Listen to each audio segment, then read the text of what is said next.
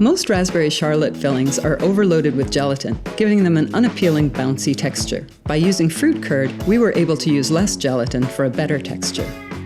For the filling, sprinkle the gelatin over 2 tablespoons of water in a large bowl. Set this aside. Whisk the egg yolks and cornstarch together in a medium bowl until combined. Combine the raspberries, sugar, butter, and salt in a medium saucepan.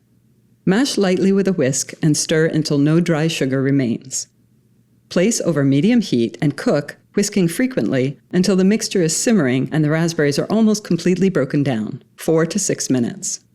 Remove the raspberry mixture from the heat and whisking constantly, slowly add 1/2 cup of the raspberry mixture to the yolk mixture to temper. Whisking constantly, return the tempered yolk mixture to the raspberry mixture in the saucepan. Return to medium heat and cook, whisking constantly until the mixture thickens and bubbles, about 1 minute. Pour the mixture through a fine mesh strainer set over the gelatin mixture. Press on the solids with the back of a ladle or rubber spatula until only seeds remain. Discard the seeds and stir the raspberry mixture until the gelatin is dissolved. Set aside, stirring occasionally until the curd is lightly thickened and reaches room temperature, at least 30 minutes or up to 1 hour and 15 minutes. For the jam mixture, sprinkle the gelatin over the lemon juice in a small bowl and let sit until the gelatin softens, about 5 minutes. Heat the jam in the microwave, whisking occasionally until hot and fluid, 30 to 60 seconds. Add the softened gelatin to the jam and whisk until dissolved. Set this aside. For the cake, adjust an oven rack to the upper middle position and heat the oven to 350 degrees. Lightly grease an 8-inch round cake pan and an 8-inch square baking pan. Line with parchment paper and lightly grease the parchment. Whisk the flour, sugar, baking powder, and salt together in a medium bowl until combined. Whisk the oil, whole egg, water, and vanilla into the flour mixture until a smooth batter forms. Using a stand mixer fitted with a whisk, whip the egg whites and cream of tartar on medium-low speed until foamy, about 1 minute. Increase the speed to medium-high and whip until soft peaks form, 2 to 3 minutes. Transfer 1/3 of the egg whites to the batter. Whisk gently until the mixture is lightened. Using a rubber spatula, gently fold the remaining egg whites into the batter.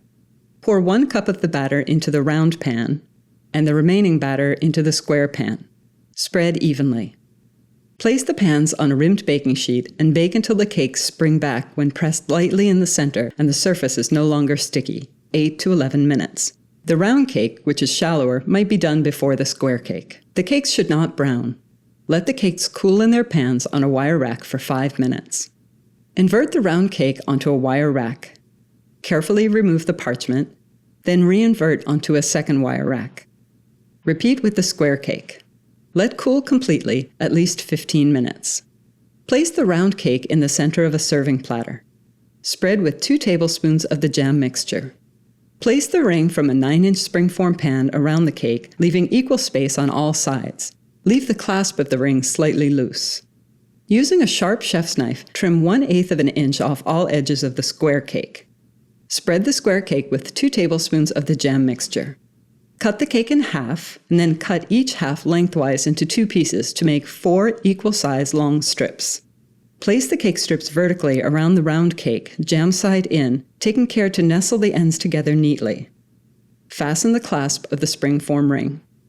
Using a stand mixer fitted with a whisk, whip the cream on medium-low speed until foamy, about 1 minute. Increase the speed to high and whip until soft peaks form, 1 to 2 minutes. Transfer 1/3 of the whipped cream to the curd. Whisk gently until the mixture is lightened. Using a rubber spatula, gently fold in the remaining cream until the mixture is homogeneous. Pour the filling into the cake ring and spread evenly to the edge. The surface of the filling will be above the edge of the cake. Drizzle the remaining jam mixture over the surface of the filling. Using a knife, swirl the jam through the surface, making a marbled pattern. If you wish to garnish the top of the charlotte with berries, arrange 1 to 1.5 cups of fresh berries, depending on their size, around the edge of the assembled charlotte before refrigerating. Refrigerate for at least 5 hours or up to 24 hours. To unmold, run a thin knife around the edge of the ring, just 1/2 inch down. Release the ring and lift to remove it. Let stand at room temperature for 20 minutes before slicing and serving. For neat, clean slices, dip your knife in hot water and wipe it dry between each slice.